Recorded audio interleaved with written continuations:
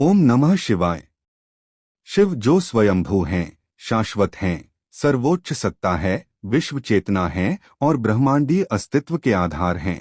सभी पुराणों में शिव पुराण को सर्वाधिक महत्वपूर्ण होने का दर्जा प्राप्त है। इसमें भगवान शिव के विविध रूपों, अवतारों, ज्योतिर्लिंगों, भक्तों और भक्ति का विशद वर्णन किया गया है। शिव पुराण एक प्रमुख तथा सुप्रसिद्ध पुराण है, जिसमें परात्म पर परब्रह्म परमेश्वर के शिव कल्याणकारी स्वरूप का तात्विक विवेचन, रहस्य, महिमा एवं उपासना का सुविस्तृत वर्णन है।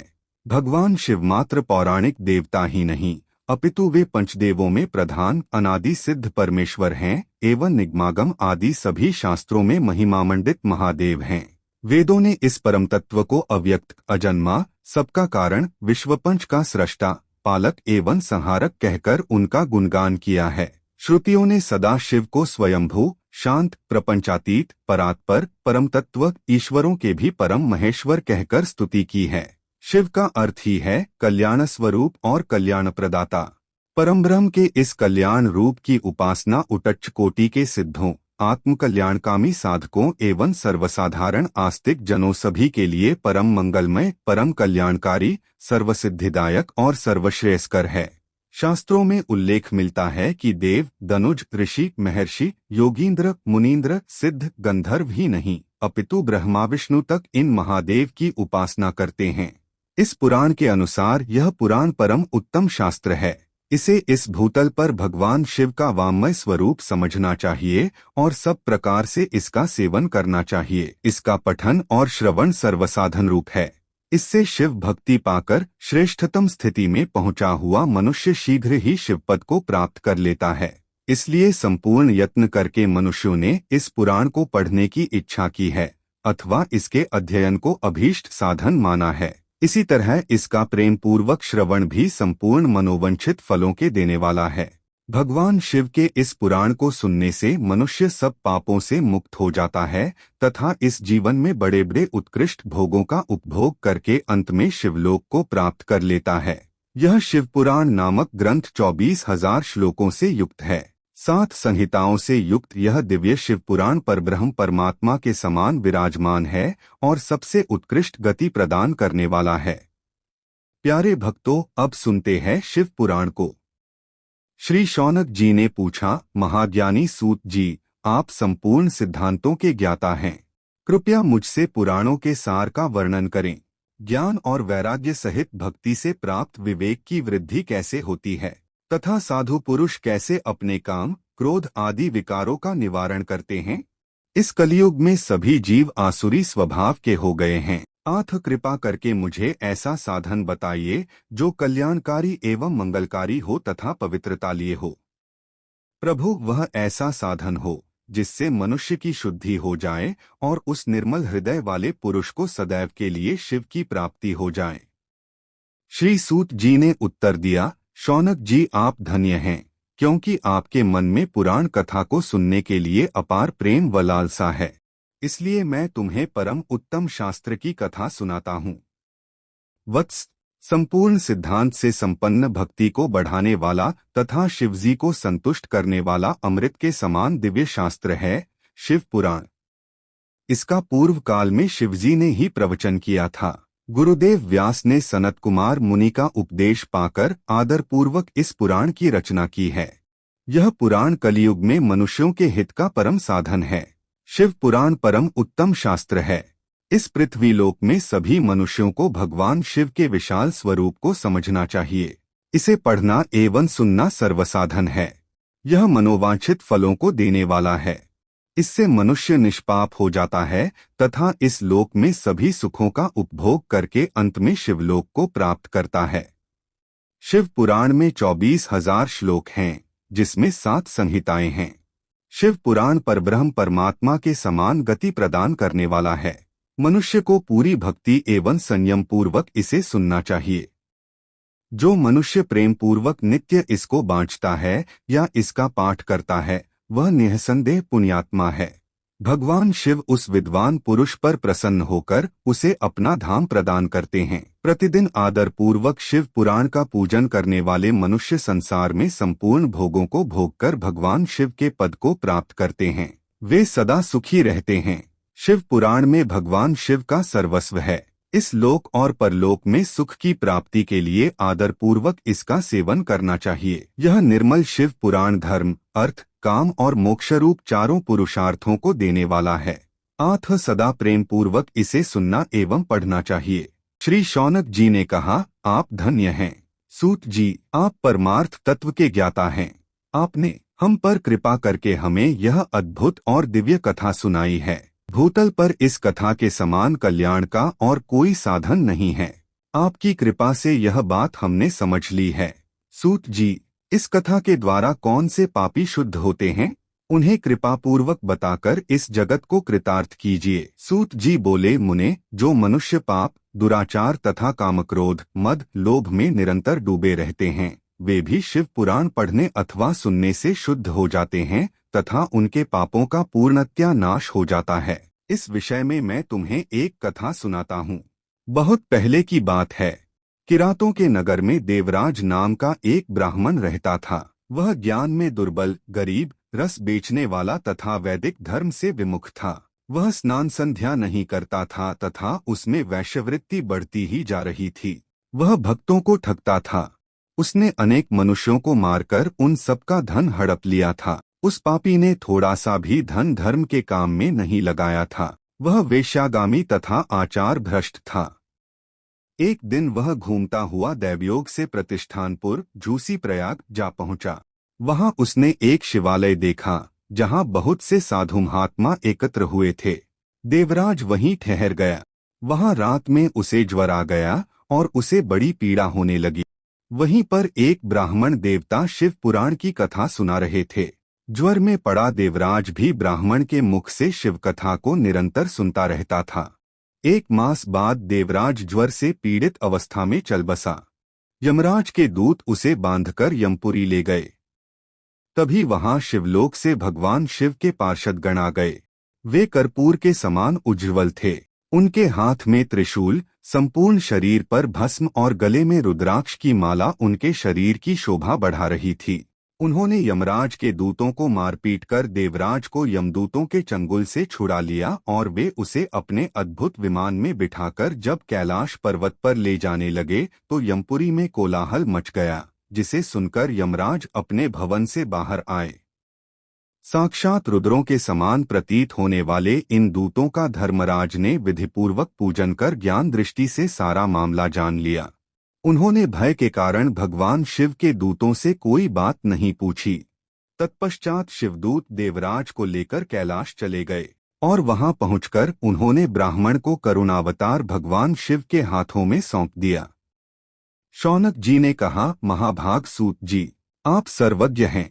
आपके कृपा प्रसाद से मैं कृतार्थ हुआ। इस इतिहास को सुनकर मेरा मन आनंदित हो गया है। अतः भगवान शिव में प्रेम बढ़ाने वाली दूसरी कथा भी कहिए।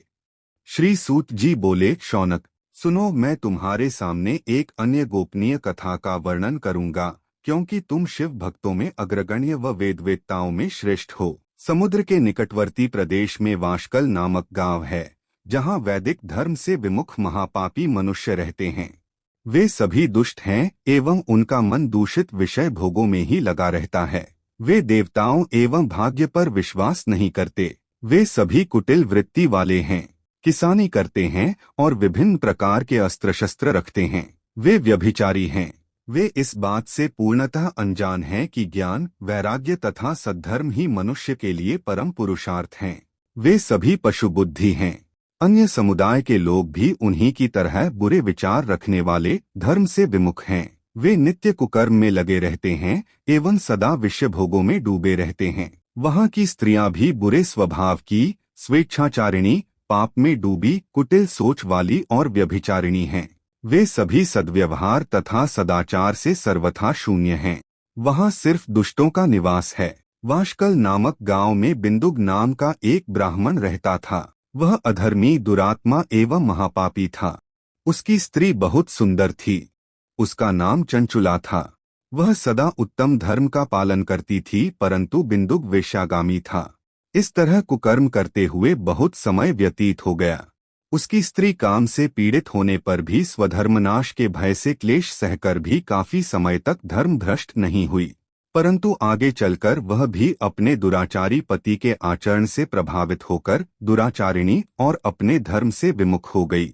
इस तरह दुराचार में डूबे हुए उन पति पत्नी का बहुत सा समय व्यर्थ बीत गया। वेश्यागामी दूषित बुद्धि वाला वह दुष्ट ब्राह्मण बिंदुक समयानुसार मृत्यु को प्राप्त हो नरक में चला गया। बहुत दिनों तक नरक के दुखों को भोग कर वह मूढ़ बुद्धि पापी विंध्य पर्वत पर भयंकर पिशाच हुआ। इधर उस दुराचारी बिंदुक के मर जाने पर वह चंचुला नामक स्त्री बहुत समय तक पुत्रों के साथ अपने घर में रहती रही। पति की मृत्यु के बाद वह भी अपने धर्म से गिरकर पर पुरुषों का संग करने लगी थी। सतियां विपत्ति में भी अपने धर्म का पालन करना नहीं छोड़ती। यही तो तप है। तप कठिन तो होता है, लेकिन इसका फल मीठा होता है।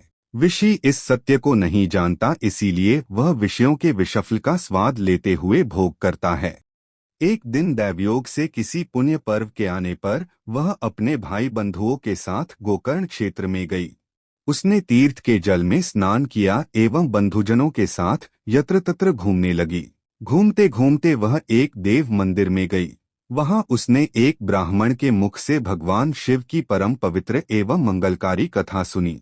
कथावाचक ब्राह्मण कह रहे थे कि जो स्त्रियां व्यभिचार करती हैं, वे मरने के बाद जब यमलोक जाती हैं, तब यमराज के दूत उन्हें तरह तरह से यंत्रणा देते हैं। वे उसके कामांगों को तप्त लौह दंडों से दागते हैं। तप्त लौह के पुरुष से उसका संसर्ग कराते हैं। ये सारे दंड इतनी वेदना देने वाले होते हैं कि जीव पुकार पुकार कर कहता है कि अब वह ऐसा नहीं करेगा, लेकिन यमदूत उसे छोड़ते नहीं। कर्मों का फल तो सभी को भोगना पड़ता है। देव ऋषि मनुष्य सभी इससे बंधे हुए हैं। ब्राह्मण के मुख से यह वैराग्य बढ़ाने वाली कथा सुनकर चंचुला भय से व्याकुल हो गई। कथा समाप्त होने पर सभी लोग वहां से चले गए। तब कथा बांचने वाले ब्राह्मण देवता से चंचुला ने कहा, हे ब्राह्मण, धर्म को न जानने के कारण मेरे द्वारा बहुत बड़ा दुराचार हुआ है। स्वामी, मेरे ऊपर कृपा कर मेरा उद्धार कीजिए। आपके प्रवचन को सुनकर मुझे इस संसार से वैराग्य हो गया है। मुझ मूढ़ चित्त वाली पापिनी को धिक्कार है। मैं निंदा के योग्य हूँ। मैं बुरे विषयों में फंसकर अपने धर्म से विमुख हो गई थी। कौन मुझ जैसी कुमार्ग में मन लगाने वाली पापिनी का साथ देगा? जब यमदूत मेरे गले में फंदा डालकर मुझे बांधकर ले जाएंगे और नरक में मेरे शरीर के टुकड़े करेंगे, तब मैं कैसे उन महायातनाओं को सहन कर पाऊंगी? मैं सब प्रकार से नष्ट हो गई हूँ, क्योंकि अभी तक मैं हर तरह से पाप में डूबी रही हूँ। हे ब्राह्मण, आप मेरे गुरु हैं, आप ही मेरे माता पिता हैं। मैं आपकी शरण में आई हूँ। मुझ अबला का अब आप ही उद्धार कीजिए। सूत जी कहते हैं, शौनक, इस प्रकार विलाप करती हुई चंचुला ब्राह्मण देवता के चरणों में गिर पड़ी। तब ब्राह्मण ने उसे कृपापूर्वक उठाया और इस प्रकार कहा। ब्राह्मण बोले, नारी, तुम सौभाग्यशाली हो, जो भगवान शंकर की कृपा से तुमने वैराग्यपूर्ण शिव पुराण की कथा सुनकर समय से अपनी गलती का एहसास कर लिया है। तुम डरो मत और भगवान शिव की शरण में जाओ। उनकी परम कृपा से तुम्हारे सभी पाप नष्ट हो जाएंगे। मैं तुम्हें भगवान शिव की कथा सहित वह मार्ग बताऊंगा जिसके द्वारा तुम्हें सुख देने वाली उत्तम गति प्राप्त होगी। शिव कथा सुनने से तुम्हारी बुद्धि शुद्ध हो गई है और तुम्हें पश्चाताप हुआ है तथा मन में वैराग्य उत्पन्न हुआ है। पश्चाताप ही पाप करने वाले पापियों के लिए सबसे बड़ा प्रायश्चित है। पश्चाताप ही पापों का शोधक है। इससे ही पापों की शुद्धि होती है। सत्पुरुषों के अनुसार पापों की शुद्धि के लिए प्रायश्चित पश्चाताप से ही संपन्न होता है। जो मनुष्य अपने कुकर्म के लिए पश्चाताप नहीं करता वह उत्तम गति प्राप्त नहीं करता, परंतु जिसे अपने कुकृत्य पर हार्दिक पश्चाताप होता है वह अवश्य उत्तम गति का भागीदार होता है। इसमें कोई शक नहीं है। शिव पुराण की कथा सुनने से चित्त की शुद्धि एवं मन निर्मल हो जाता है। शुद्ध चित्त में ही भगवान शिव व पार्वती का वास होता है। वह शुद्धात्मा पुरुष सदाशिव के पद को प्राप्त होता है। इस कथा का श्रवण सभी मनुष्यों के लिए कल्याणकारी है। अतः इसकी आराधना व सेवा करनी चाहिए। यह कथा भवबंधन रूपी रोग का नाश करने वाली है। भगवान शिव की कथा सुनकर हृदय में उसका मनन करना चाहिए। इससे चित्त की शुद्धि होती है। चित्त शुद्धि होने से ज्ञान और वैराग्य के साथ महेश्वर की भक्ति निश्चय ही प्रकट होती है तथा उनके अनुग्रह से दिव्य मुक्ति प्राप्त होती है। जो मनुष्य माया के प्रति आसक्त है वह इस संसार बंधन से मुक्त नहीं हो पाता।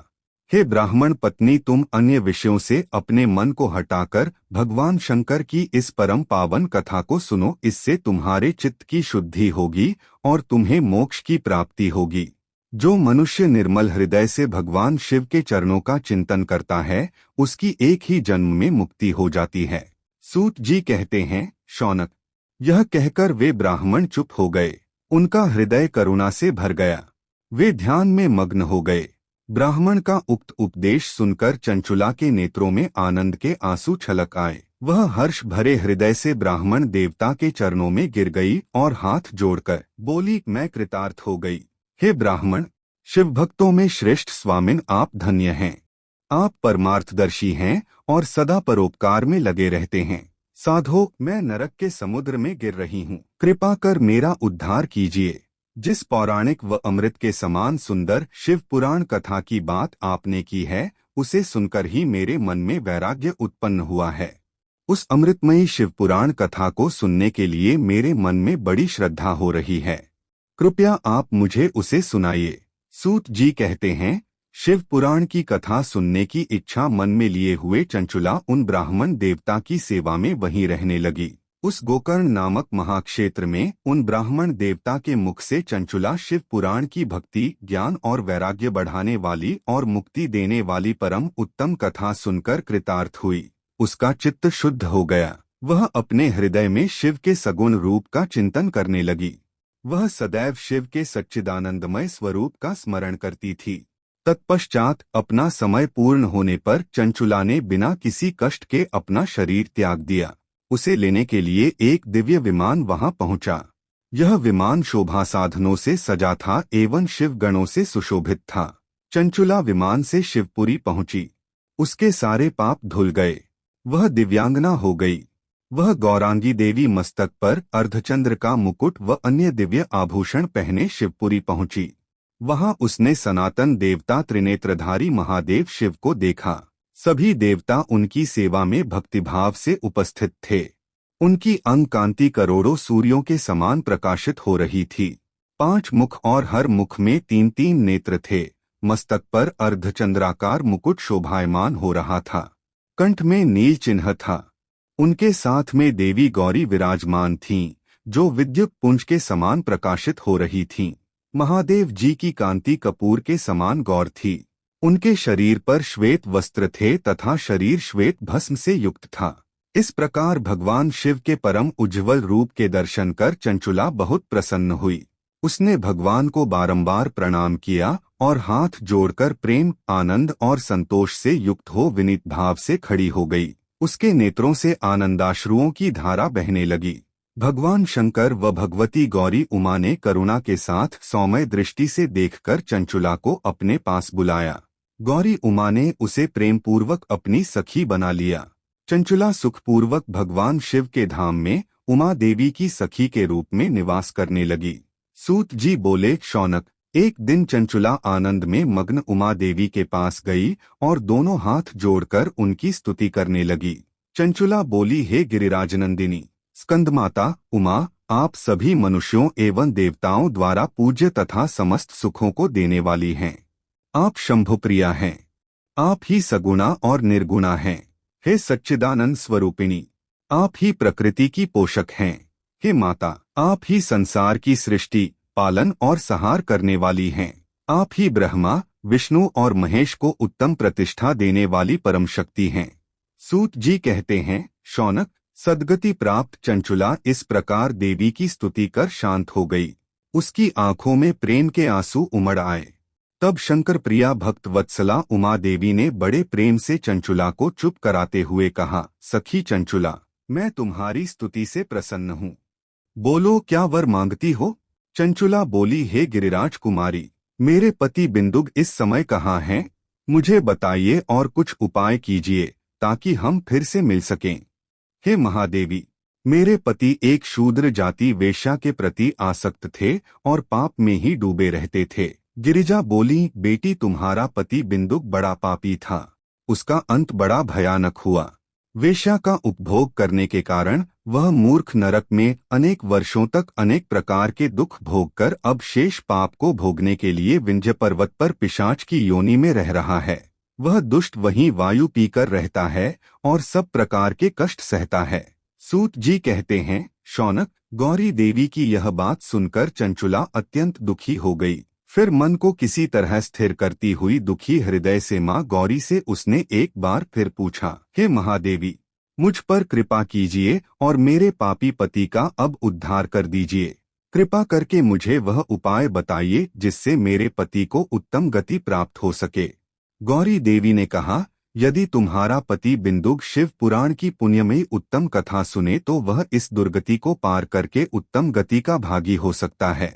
अमृत के समान मधुर गौरी देवी का यह वचन सुनकर चंचुला ने दोनों हाथ जोड़कर मस्तक झुकाकर उन्हें बारंबार प्रणाम किया तथा प्रार्थना की कि मेरे पति को शिव पुराण सुनाने की व्यवस्था कीजिए। ब्राह्मण पत्नी चंचुला के बार बार प्रार्थना करने पर शिवप्रिया गौरी देवी ने भगवान शिव की महिमा का गान करने वाले गंधर्वराज तुम्बुरो को बुलाकर कहा, तुम्बुरो, तुम्हारी भगवान शिव में प्रीति है।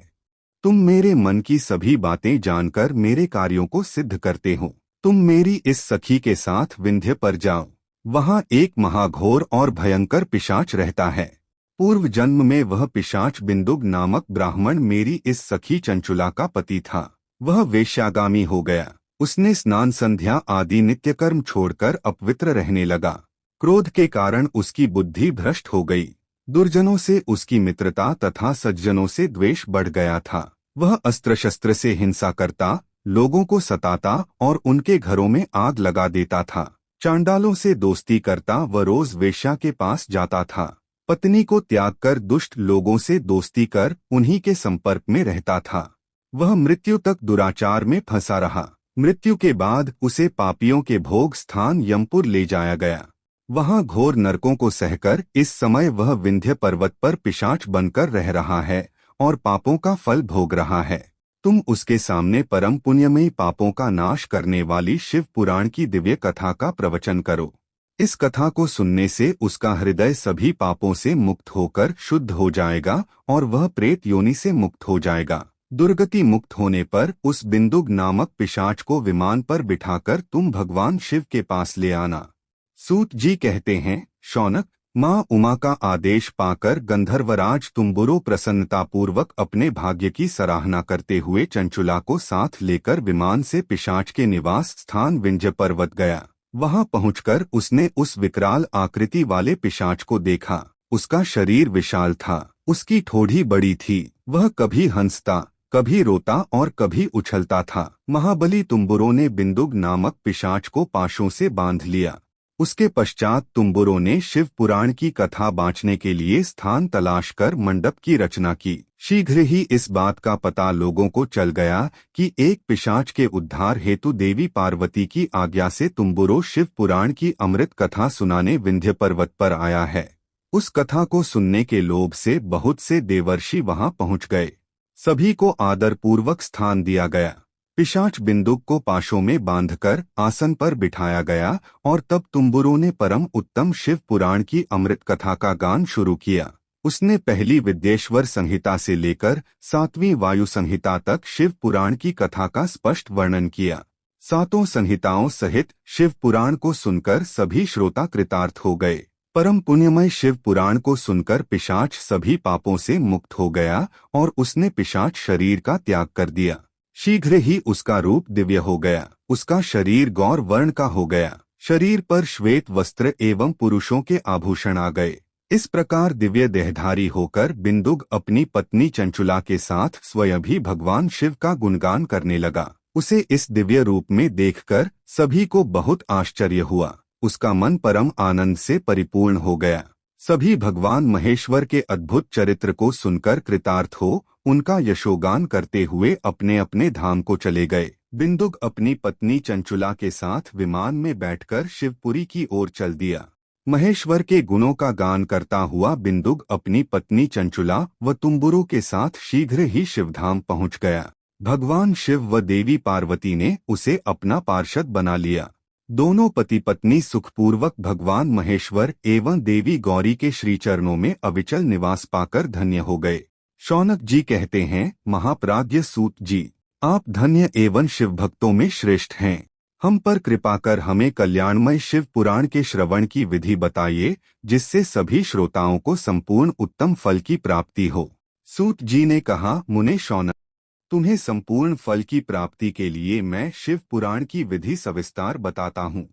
सर्वप्रथम किसी ज्योतिषी को बुलाकर दान से संतुष्ट कर उससे कथा का शुभ मुहूर्त निकलवाना चाहिए और उसकी सूचना का संदेश सभी लोगों तक पहुंचाना चाहिए कि हमारे यहाँ शिव पुराण की कथा होने वाली है। अपने कल्याण की इच्छा रखने वालों को इसे सुनने अवश्य पधारना चाहिए। देश देश में जो भी भगवान शिव के भक्त हों तथा शिव कथा के कीर्तन और श्रवण के उत्सुक हों, उन सभी को आदरपूर्वक बुलाना चाहिए और उनका आदर सत्कार करना चाहिए। शिव पुराण सुनने के लिए मंदिर, तीर्थ, वन प्रांत अथवा घर में ही उत्तम स्थान का निर्माण करना चाहिए। केले के खंभों से सुशोभित कथा मंडप तैयार कराएं। उसे सब और फल पुष्प सुंदर चंदोवे से अलंकृत करना चाहिए। चारों कोनों पर ध्वज लगाकर उसे विभिन्न सामग्री से सुशोभित करें। भगवान शंकर के लिए भक्तिपूर्वक दिव्य आसन का निर्माण करना चाहिए तथा कथा वाचक के लिए भी दिव्य आसन का निर्माण करना चाहिए। नियमपूर्वक कथा सुनने वालों के लिए भी सुयोग्य आसन की व्यवस्था करें तथा अन्य लोगों के बैठने की भी व्यवस्था करें। कथा बांचने वाले विद्वान के प्रति कभी बुरी भावना न रखें। संसार में जन्म तथा गुणों के कारण बहुत से गुरु होते हैं, परंतु उन सब में पुराणों का ज्ञाता ही परम गुरु माना जाता है। पुराणवेत्ता पवित्र, शांत, साधु, ईर्ष्या पर विजय प्राप्त करने वाला और दयालु होना चाहिए। ऐसे गुणी मनुष्य को इस पुण्यमयी कथा को बांचना चाहिए। सूर्योदय से 3:30 पहर तक इसे बांचने का उपयुक्त समय है। मध्याह्न काल में 2 घड़ी तक कथा बंद रखनी चाहिए ताकि लोग मलमूत्र का त्याग कर सकें।